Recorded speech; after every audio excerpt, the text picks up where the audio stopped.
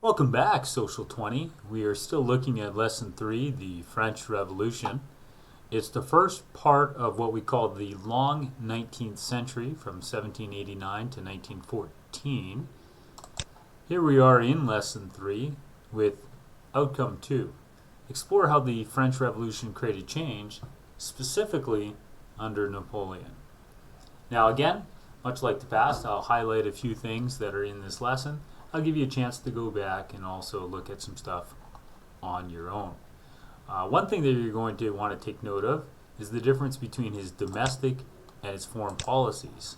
In terms of his domestic policy, we're going to see Napoleon reform some of the issues that the revolutionaries were responding to. For example, Napoleon is going to reform the tax code. So when we look back to the causes of the French Revolution, one of the most immediate causes would be a bankruptcy of France, and a bankruptcy that couldn't be addressed because of an inefficient taxation code. So one of his domestic reforms will be a more efficient tax code. We're also going to see other lasting reforms instituted by Napoleon, including road and sewer systems, higher education. He's going to embrace the concept of meritocracy. Meritocracy meaning that we need to advance people not upon the lottery of birth, upon the idea of feudalism, but upon their merit, upon their ability. And meritocracy will be able to be unleashed or unfold from this higher education that he's introducing reforms in. He's going to negotiate an agreement with the Catholic Church. He's going to encourage civilian and military achievements, and let's continue to look beyond there. So Napoleon reforms, France. In terms of the legal code, one of the issues that people had with the old regime was that there is inequality based upon someone's position in society. So there was no justice before the law if two people from different social positions could be tried differently. So someone of the second estate, a noble, might be found innocent because of their noble status. Napoleon responds to that by writing down the Napoleonic Code, the idea of, if this is your crime, this is the consequence. Napoleonic Code. It creates equality before the law. We see separation of church and state, new and equal laws for France. He promotes order and authority over individual rights. So on that last note, promoting order and authority over individual rights, some of this is counter-revolutionary in the sense of, at the beginning of the revolution, the Declaration of the Rights of Man and Citizen, there was this unearthing of rights that people had. But as a consequence of those rights, as Hobbes would have feared, society became violent and volatile and disorganized and disunified.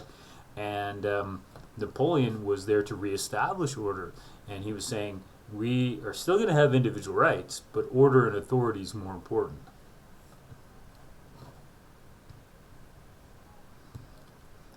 Napoleon will also start a national bank, strengthen the national government. What he's going to create is a centralized government in Paris that will govern all of France. So rather than having competing provinces, he's going to have a centralization of government there. And let's continue to see if we can find any more. Napoleon's reforms. So here's another document that we can list some reforms from.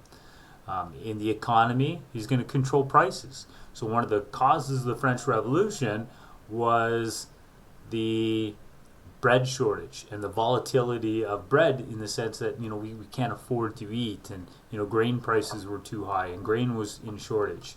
And one solution to try to ensure that people don't slip below the poverty line is to control prices so that the essentials of life are affordable for all.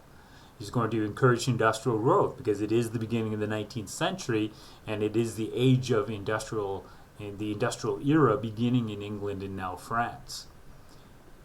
He's going to nationalize control of public schools, and he's going to,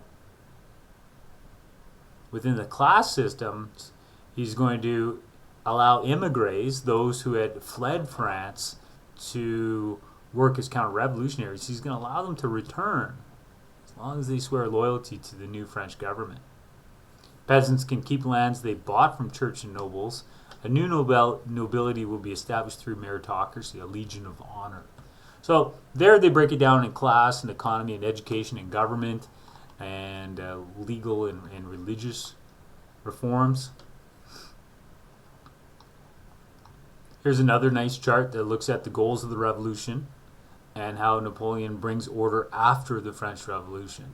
So one of the goals of the revolution was to eliminate corruption within government and provide equality. Well, as a consequence of the revolution and separation of church and state, there would be less powerful influence of the Catholic Church in France and more religious tolerance. We've already talked about the setting up of a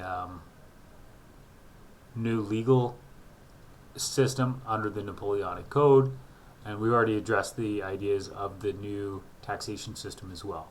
So there's a few other things listed here. The meritocracy is there, the codification of law that I just mentioned.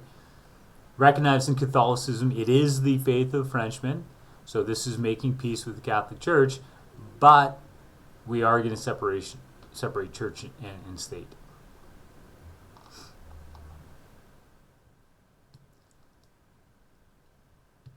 Some other legal things under the Napoleonic Code worth mentioning.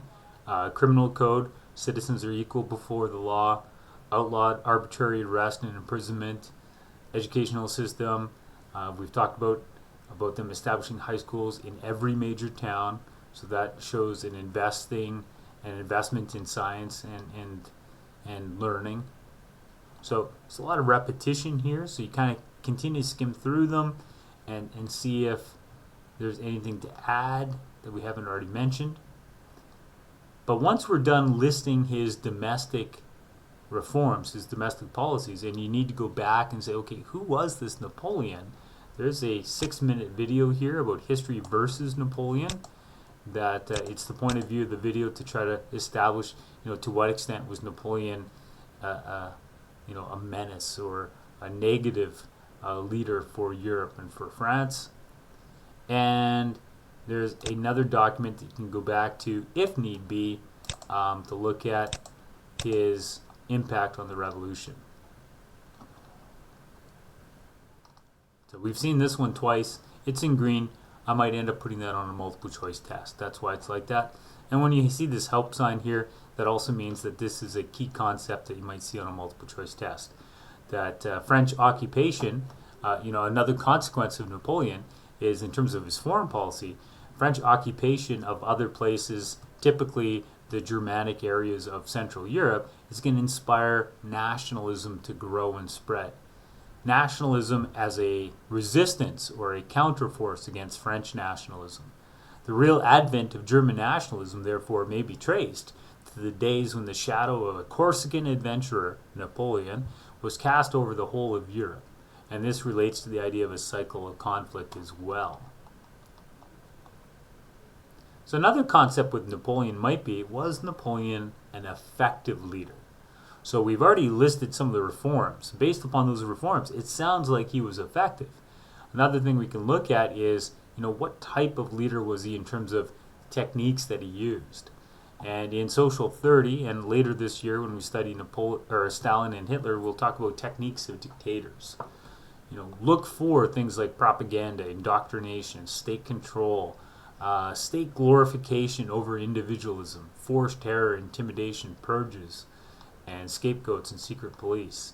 To what extent was Napoleon a dictator is a good question.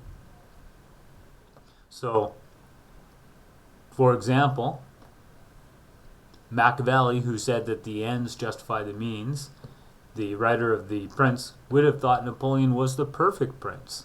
The whole concept of the end justifies the means. That because Napoleon was able to bring to an end the volatility of the French Revolution, reestablish order, promote France to the extent that it becomes the dominant power in Europe, Machiavelli would say, of course Napoleon was an effective prince or an effective leader.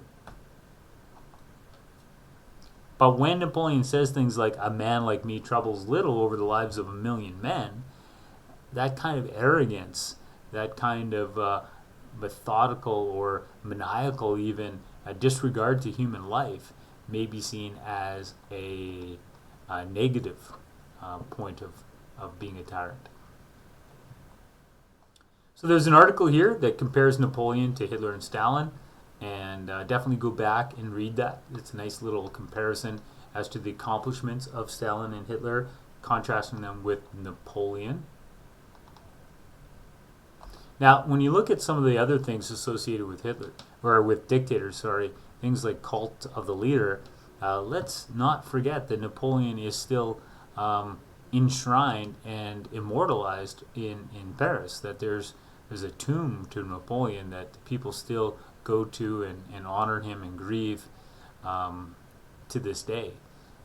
We don't have that for Hitler. We don't have that for Stalin. But we have that for Napoleon. So he's still seen as a national hero. So a little bit more about his foreign policy now. In 1799, he's going to return from fighting in Egypt and fighting against counter-revolutionaries and against mostly the British. He's going to return as a hero and become first consul. This is often referred to as a coup or a coup d'etat because he's going to use the power that he has within the military to take over the government. And he's going to quickly crown himself emperor to establish a new era in France. But this is not going to be the end of Napoleon as a military leader. He's going to continue his campaigns. Most famously, he's going to go to a campaign against Russia. After a series of wins, he's going to fight against Russia, and the Russians will use scorched earth, where they will continue to retreat and burn the earth as they go and lure the French into the Russian winter. And due to a growing lack of supplies, the Russian military will lose about 5/6. The French military will lose about 5/6 of their grand army. You can see that Napoleon will continue to fight a coalition of forces against him, and they will defeat him. And in 1815, he will be sent to exile in Elba, and he's going to end up escaping that exile. Elba is just a small island in the Mediterranean. He's going to escape, he's going to go back to Paris, he's going to get a new grand army together, and he's going to fight the coalition against them at a place called Waterloo, which famously is now associated with someone's defeat. If you suffer your Waterloo, you're suffering your ultimate defeat. And due to tactical errors, Napoleon will be defeated at Waterloo, and he will be sent now to exile in the South Atlantic at St. Helena, and there he will die in 1821, expected of arsenic poisoning from the wallpaper. Death is nothing, but to live defeated and inglorious is to die daily. Nice little insight from Napoleon before he dies. So some might say, did Napoleon betray the revolution, or did he maybe not betray the revolution? And that's the subject in this chart. So the revolution abolished the monarchy, but Napoleon made himself emperor for life. So it kind of seems a betrayal of the whole idea of a rule by one. Revolution wanted education for everyone. Napoleon focused on education, but for males. Education was supposed to teach students to ask questions, but Napoleon really wanted his students to obey. Revolution wanted an end to censorship. Napoleon closed private newspapers and created a state one. Revolution promised judicial rights, yet Napoleon had people arrested without evidence of criminal activity. And Napoleon restored nobility by honoring some with special titles, but no special feudalistic privileges. So there seems to be a very condemning case against him, saying, you know what, Napoleon, you betrayed the spirit of the revolution. But others might say, yeah, you know what, Napoleon didn't really betray the revolution. Under Napoleon, there was no state church. So eliminating the power of the first estate was a part of the revolution, right?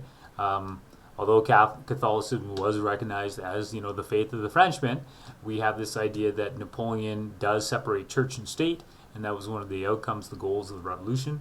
Napoleon promised feudalism and feudal ties would never return. That's a big part of, a rejection of the old regime. And although Napoleon promised to not restore nobility, He created some new distinctions by honoring some with special titles, but no special privileges.